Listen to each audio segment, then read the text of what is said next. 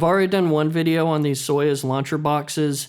That one was a little different, where I was taking line level signals after the fact and feeding it into this to see how it sounded, and even feeding a full mix through these. And if you haven't seen that video, go take a look, but we're going to do something a little bit more traditional today.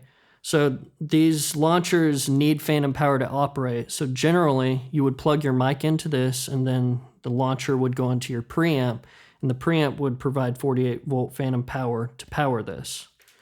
Now, if you buy one of these external phantom power boxes, a whole new world of possibilities opens up. This one is by Rolls. It's a cheaper one. They're about $40 brand new. I think I got a couple of these on Reverb for about $20, but they're great. They're on the cheaper end of the spectrum, but they've been great for me so far. They seem like they're not adding any sort of color, and there's no difference in the, noise floor. So I would highly recommend the Rolls units. So what we're going to do today is we're going to split things off three ways.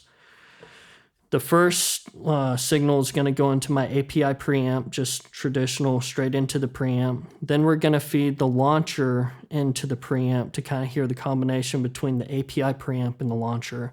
And then the third thing we're going to do is we're going to take the launcher, plug it into the phantom power box, and run this straight to the converter. So it's just launcher right into the converter, and then in post in my DAW, I'm going to level up and gain match with the other two signals. So let's take a listen to that.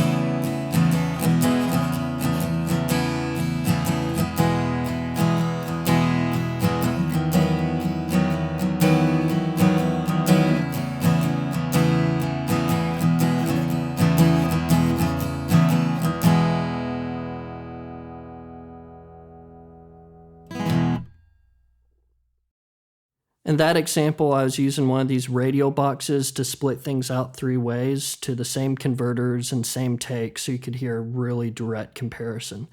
This only splits three ways, but there is a fourth thing I want to try. So when you're using the phantom power box and the launcher together, again, you can feed straight into your converters, but the problem with that is the launcher only provides about 25 dB of gain, so an acoustic guitar needs closer to generally 35 to 40 if you're strumming. So again, in the last take, I kind of boosted things in post, and it's just real clean gain.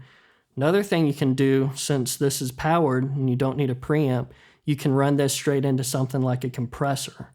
Now, I've got a HendyAmps Pollock compressor that's a really nice tube opto compressor.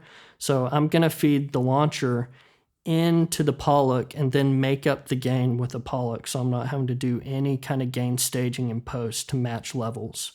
And depending on the gear you have, that opens up a whole nother world of possibilities in terms of color that you can get.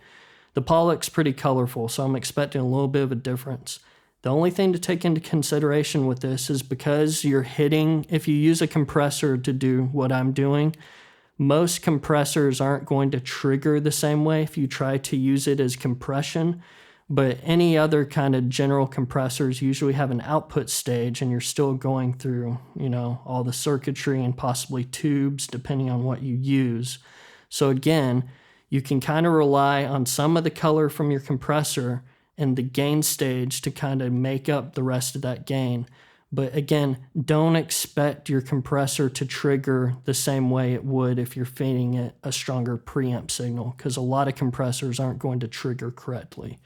But again, I'm not trying to trigger my compressor in this example. We're just using it kind of as a second color stage and to make up that gain.